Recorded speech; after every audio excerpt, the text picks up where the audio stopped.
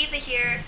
I just wanted to make a little video about the kind of day that I just got done having because I really gleaned a lot of information from it, even though it was more chaotic than I am comfortable dealing with.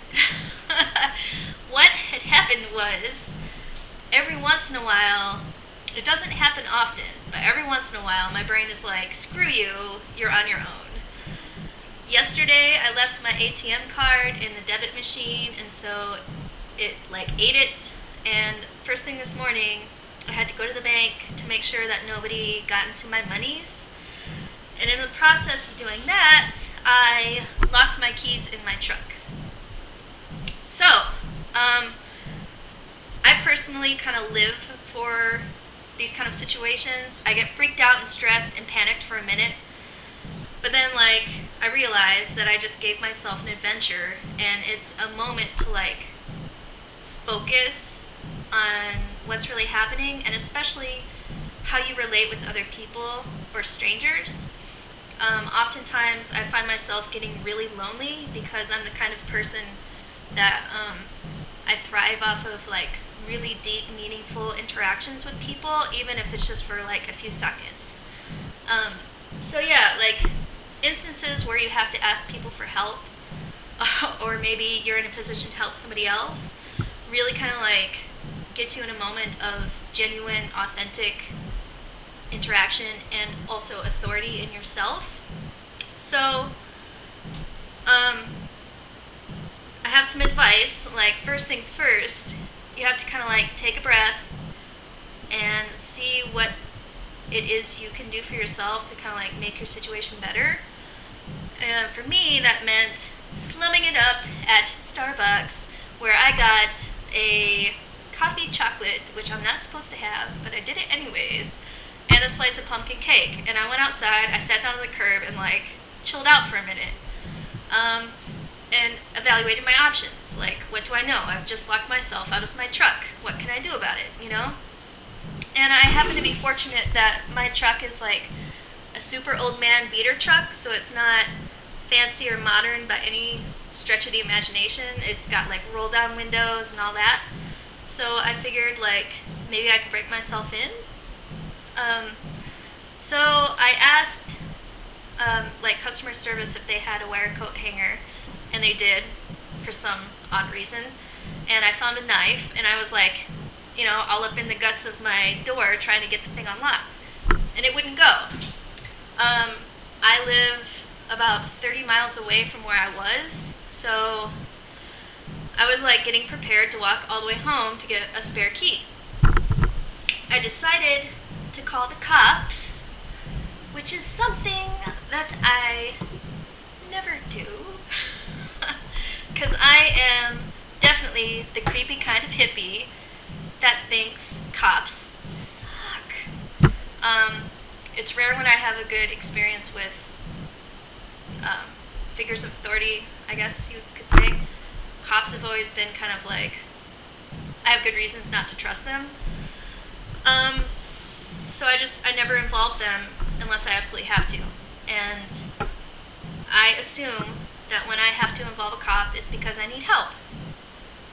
So I didn't have my cell phone on me either, so I had to borrow somebody's phone and call the police station.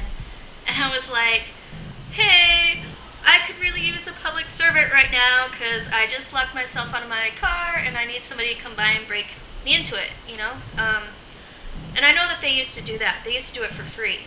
And then they started charging. But she told me that they can't do it anymore, or that they won't do it anymore. And I was somehow I'm not surprised. Public servant no more? What is it you guys do? That's when I started getting pissed. I wasn't pissed about the fact that I've just done two, dumb things in a row that kind of screw up my flow of the day that I had planned. I was upset that here are these people who are in a role of authority, which means they're supposed to be able to do stuff without permission, can't do something because they don't want to be held liable. They can't help somebody out. That's the main thing. They're not willing to help somebody out. So that borked my brain to pieces.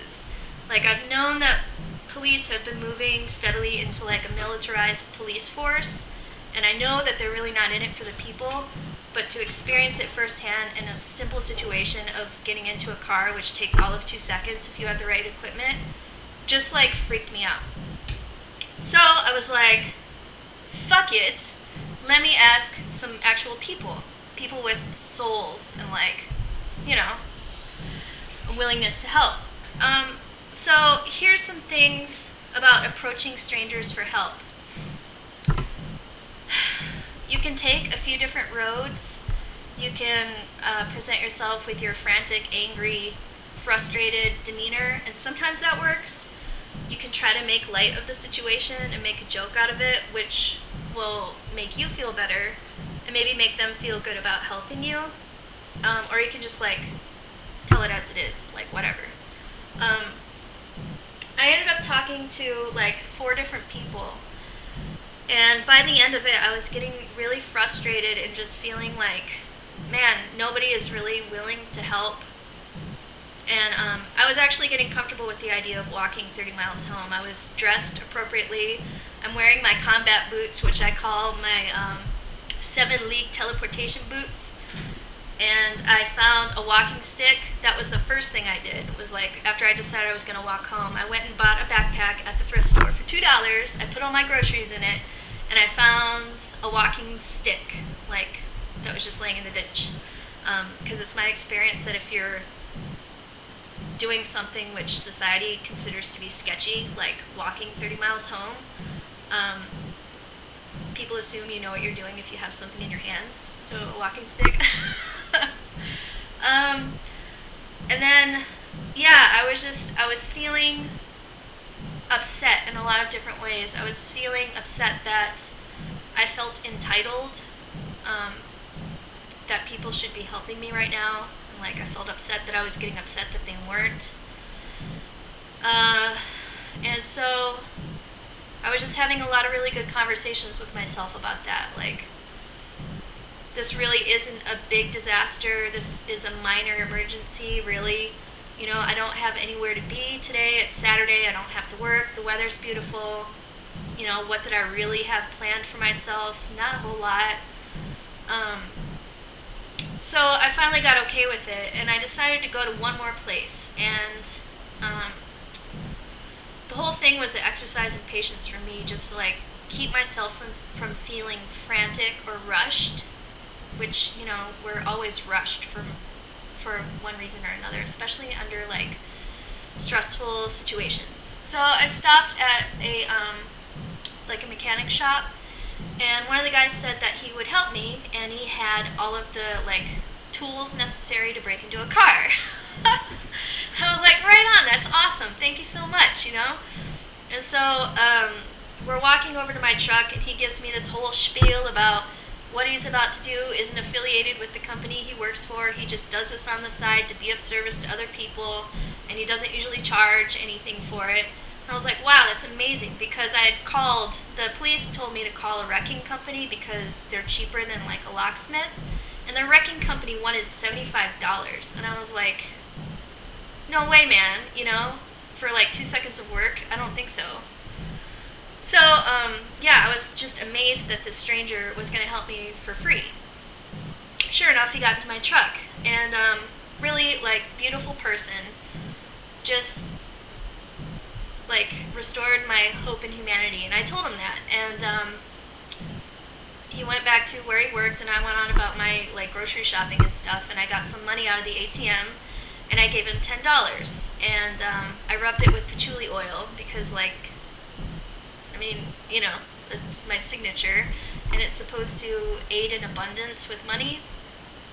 So I handed it to him, and I was like, this is a lucky $10 bill. It's going to grow into more, because I've had really good luck with $10 bills lately, growing into more.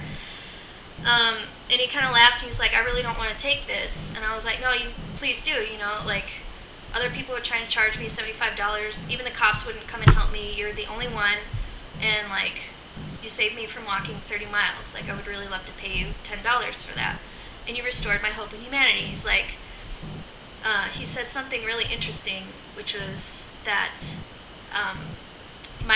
he felt my hope in humanity would be even more restored if he didn't accept payment. And I've been thinking about that all day. First of all, that what does it mean that my hope in humanity is so shaky that all it can take is people not being available to assist me out of a problem I created for myself.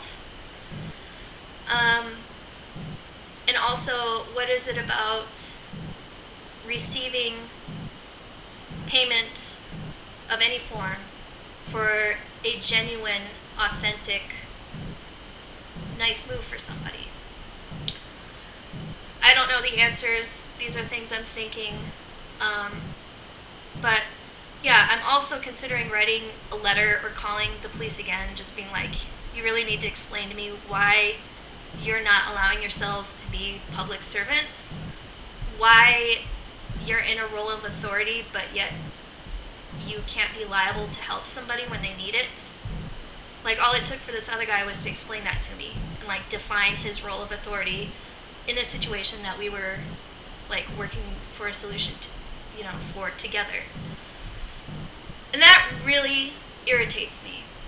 That really irritates me when people in a role of authority already can't do something, or they won't do something because they're afraid they're going to be liable, or they get strung by their own authority. And I think it's really important, anytime you get a situation where you can take authority of your own, even if it means breaking minor laws or whatever, then you should probably do it, because who else is going to, So yeah, rules of engagement when you're in a tense situation: do something good for yourself right away so that you don't freak out.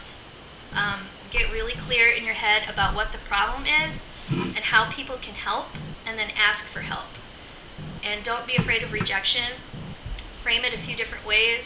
The first auto shop I went to, I asked them if they happened to have an old bastard laying around that I could borrow for a few minutes, because it's in my experience, old bastards know how to do things like this. So, I hope this helps. I hope that the next time you find yourself in what is a stressful but not really disastrous emergency, that you can take some of what I've shared and that it helps you in your situation. So take care. Peace.